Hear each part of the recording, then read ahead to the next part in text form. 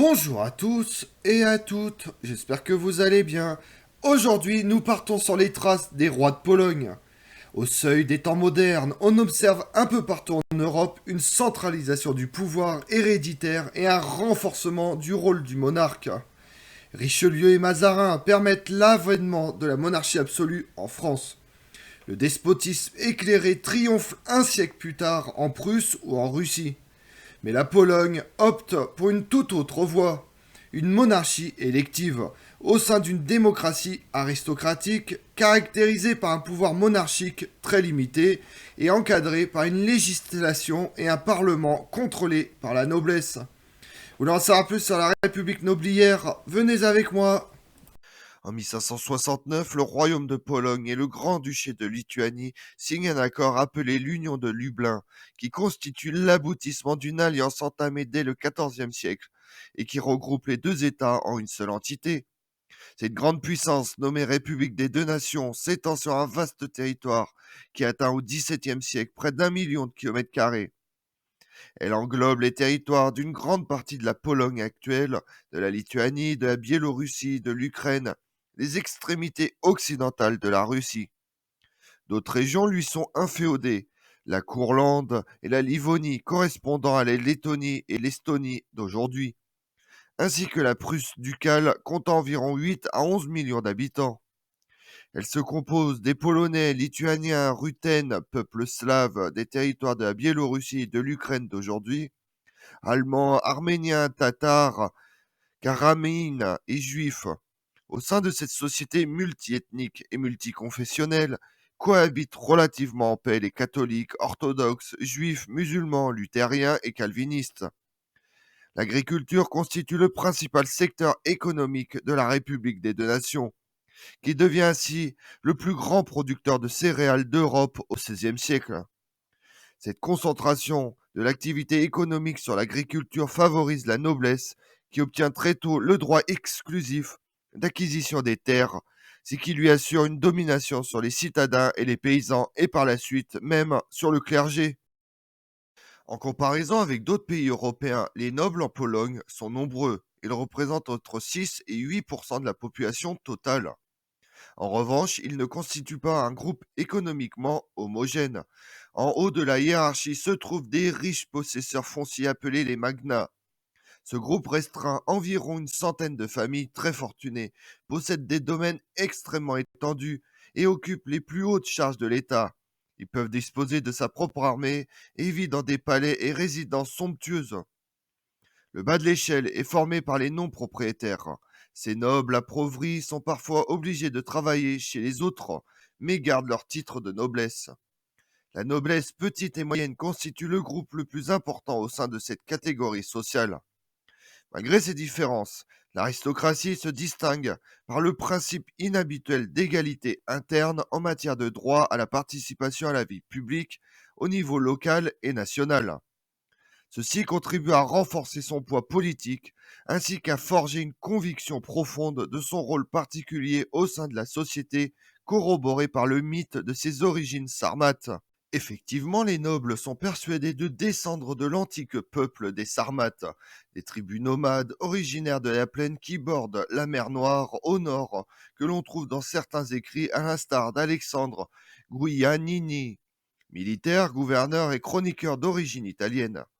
Cette généalogie fantasmée se traduit dans le caractère oriental des habits, qui se distinguent par un long manteau garni de fourrure, aux larges ceintures richement décorées, soutenant un sabre courbe d'apparat. Les moustaches et la coiffure sarmate, les cheveux rasés sur le côté, sont d'autres marques d'appartenance à ce groupe social. Mais surtout, cette culture sarmate exalte l'idée de la liberté d'or, comprise comme le droit de participer à la vie publique, en référence à la Rome antique. Dès la fin du XIVe siècle, les nobles acquièrent des privilèges concédés par les rois successifs, en récompense de leur soutien. Dès cette époque, la haute noblesse participe à l'élection du roi sous la dynastie des Jagellons. Il ne s'agit alors que d'une formalité. La véritable élection libre sera introduite après l'extinction de cette famille en 1572. En dehors du monopole pour l'acquisition des terres, la noblesse est exonérée de la majorité des taxes. Elle jouit d'inviolabilité personnelle. Le roi ne peut édicter des nouvelles lois, instaurer de nouvelles taxes, ni convoquer une mobilisation de masse sans son consentement. Au cours de cette assemblée régionale sont également désignés les délégués qui vont assister à la diète générale, c'est-à-dire le Parlement. Si à la diète générale qui sont votées les lois, les impôts, la levée et la taille de l'armée, les traités et les déclarations de guerre, ainsi que les alliances politiques et militaires. La diète constitue l'organe décisionnel suprême de l'État qui va progressivement limiter les pouvoirs du roi. Le point clé du système politique de la République des deux nations est liberum veto, principe d'unanimité instauré au milieu du XVIIe siècle. Chaque mesure proposée devant la diète doit être adoptée à l'unanimité. Comme tous les nobles sont égaux, il suffit qu'une voix s'élève en criant liberum veto, j'interdis librement, je m'oppose librement, pour entraîner un arrêt immédiat de la session en cours. Utopique dès le départ, ce principe aura avec le temps des effets négatifs sur le fonctionnement du pays. Ainsi, les diètes régionales, les diètes générales et le liberum veto forment le fondement et les bases de la République nobiliaire. En tant que garant du maintien de la stabilité, de la continuité de la démocratie nobiliaire, le roi cependant reste un élément indispensable de l'État. Mais le roi règne, mais ne gouverne pas. En 1572, la mort sans descendant de Sigismund II Auguste, le dernier roi de la dynastie des Jagellons, provoque une vive crise. L'interrègne devient une réalité, alors que n'existent pas encore les procédures pour faire face à une telle situation, et la noblesse craint que cette situation puisse conduire à l'effondrement de la République des deux nations. Son premier objectif est de maintenir l'unité d'un État multiethnique et multiconfessionnel. Depuis l'établissement de la dynastie des Jagellons au XIVe siècle, les rois sont en théorie élus, mais il s'agit d'une simple formalité qui confirme la succession au sein de la même famille. Faute de candidats Jagellons, il faut élire un nouveau monarque. Pour ce faire, il convient d'abord de déterminer la méthode de l'élection et de se prémunir de tout viol de principe de la liberté d'or par le nouveau roi. Pour la noblesse, il faut garantir le maintien des privilèges et, si possible, en gagner de nouveaux. Il s'agit également de préserver la tolérance religieuse et de se prémunir des décisions arbitraires du roi ou de la nécessité de faire la guerre. Un accord est trouvé entre les magnats, la noblesse et le clergé. Il est décidé que le rôle de celui qui exercerait le pouvoir pendant l'interrègne est assuré par le primat de Pologne, chef de l'Église catholique polonaise. Le pouvoir exécutif dans les territoires est assuré par les assemblées régionales des nobles, dites confédérations des nobles, qui se chargent de l'ordre public, de la défense de l'État, d'établissement des tribunaux pour rendre la justice.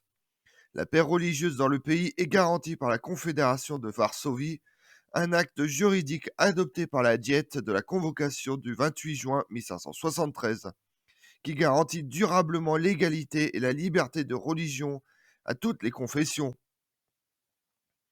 Grâce à l'implication du primat de Pologne, grand admirateur de la République romaine et de ses institutions, il est décidé que le roi est élu par la noblesse au suffrage direct et universel. Tous les nobles peuvent y participer à l'exclusion des femmes. Chaque noble dispose d'une voix. L'élection royale se déroule en 3 sessions spéciales de la diète et de couronnement. Par ailleurs, chaque roi nouvellement élu est tenu de respecter le Pacta Conventa et les articles Ericiena du nom du premier roi élu, Henri de Valois, qui constitue un ensemble d'engagements entre le monarque et la nation polonaise. Dans ce contrat, le roi déclare: si nous faisons quoi que ce soit contre les lois, libertés, privilèges et coutumes, nous déclarons que tous les citoyens des deux nations sont libérés de leur obligation d'obéissance et de leur foi envers nous. Une fois toutes ces règles établies, la noblesse cherche un candidat au trône dans les cours européennes. Gaspard de Tente, français qui a vécu en Pologne et a été intendant à la cour du roi, observe dans sa relation historique de la Pologne de 1686, l'élection du roi de Pologne a des répercussions sur la politique européenne, car elle devient un sujet de rivalité entre les Valois et les Habsbourg. Parmi les candidats au trône de la République des deux nations, on trouve l'archiduc Ernest d'Autriche, fils de l'empereur Maximilien II, Henri de Valois, alors duc d'Anjou, frère de Charles IX, roi de France, Jean III Vasa, roi de Suède et beau-frère du dernier Jagellon, et enfin le tsar de Russie, Ivan le Terrible. En France, Catherine de Médicis, la reine-mère, cherche un trône pour son fils préféré, Henri de Valois, duc d'Anjou. L'idée de le placer sur le trône de Pologne lui aurait été suggérée par un nain arrivé de Pologne à la cour de France à l'âge de 15 ans. D'origine noble, érudit, polyglotte, doté d'une vie intelligente, il est devenu rapidement le favori de la reine-mère et a su utiliser ses talents pour défendre la candidature d'Henri de Valois auprès de la noblesse polonaise. Du point de vue de Catherine de Médicis, une élection du duc d'Anjou n'aurait que des avantages. Elle mettrait un terme à la rivalité entre Henri de Valois et son frère Charles IX et éloignerait Henri de France, lui évitant de s'impliquer davantage dans les guerres de religion. La candidature française ne rencontre pas un enthousiasme unanime parmi les nobles polonais, attachés à la liberté religieuse et méfiants en raison de l'implication du candidat français dans les guerres contre les protestants. Le souvenir du massacre de la Saint-Barthélemy est encore frais dans les mémoires.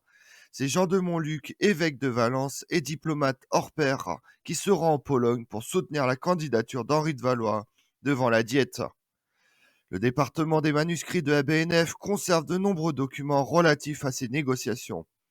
Grâce à l'habileté diplomatique de Jean de Montluc et au soutien de Jean Zamoyski, le puissant chancelier de la couronne, Henri de Valois est élu roi de Pologne et grand-duc de Lituanie, le 11 mai 1573. En août de la même année, une grande délégation polonaise composée de 10 ambassadeurs et plus de 200 gentilshommes est envoyée en France pour aller chercher le nouveau roi. Jan Zamoyski, qui en fait partie, prononce une brillante allocution où il loue les richesses du nouveau royaume et les qualités du futur roi. L'intéressé lui-même n'est pas pressé de se rendre dans ce pays lointain, mais il y est obligé. Il fait ses adieux à la France en décembre 1573 et arrive à Cracovie en février 1574, accompagné par une cour nombreuse. Le 21 février 1574, à 23 ans, il est sacré roi de Pologne et grand-duc de Lituanie. La rencontre des deux cultures s'avère compliquée. Les mœurs libres du roi, son style vestimentaire, ses bijoux et le port de perles aux oreilles paraissent extravagants et étrangers aux yeux des Polonais. Le jeune roi, de son côté, s'étonne des mœurs polonaises et terrifié par le climat rigoureux de son nouveau royaume, dont il ne connaît pas la langue. Henri de Valois passe son temps entouré d'un cercle restreint de courtisans français. Il s'implique peu dans les affaires de son nouveau royaume, où son pouvoir est limité, même s'il ne signe finalement pas les articles henriciennes. Il ne tient pas son engagement d'épouser Anne de Jagellon, sœur du dernier roi Jagellon, son aîné de 28 ans. Au bout de quelques mois de règne à peine, Henri de Valois apprend le décès de son frère Charles IX, roi de France, disparu le 30 mai 1574. Il décide alors de fuir la Pologne pour s'installer sur le trône de France qui lui revient de droit. Les nobles polonais se lancent à sa poursuite et le laissent partir après avoir obtenu la promesse de revenir rapidement. Ils comptent longtemps sur le retour du roi, mais finissent par se rendre à l'évidence. Henri de Valois n'a pas été officiellement détrôné. Il garde d'ailleurs toujours son titre de roi de Pologne et de grand-duc de Lituanie. Le bref passage d'Henri de Valois sur le trône de Pologne, et notamment les circonstances extraordinaires de sa fuite, restent présents dans la mémoire polonaise. Dès la deuxième moitié du XVIIe siècle, le système politique de la République des deux nations, basé sur la démocratie nobiliaire et la libre élection du roi, montre ses faiblesses. Le principe d'unanimité, le liberum veto, contribue à l'apparition de la corruption. Les grands seigneurs soudoient souvent les petits nobles afin qu'ils votent selon leur intérêt. Consciente du danger, la noblesse tente en vain de modifier au milieu du XVIIe siècle, mais préfère s'accommoder d'un peu de corruption plutôt que d'installer une monarchie absolue. Le pays tombe ainsi progressivement dans l'anarchie. Paralysé par les intérêts particuliers de la noblesse, il devient une proie facile pour ses voisins qui attisent ses divisions internes. Ni les tentatives de réforme décidées par la Grande Diète, ni la proclamation de la Constitution du 3 mai 1791, première en Europe, ne parvient à empêcher l'un des grands drames de l'histoire polonaise. le démembrement du pays entre ses puissants voisins, la Russie, la Prusse et l'Autriche, au cours de 3 partages, 1772, 1793, 1795.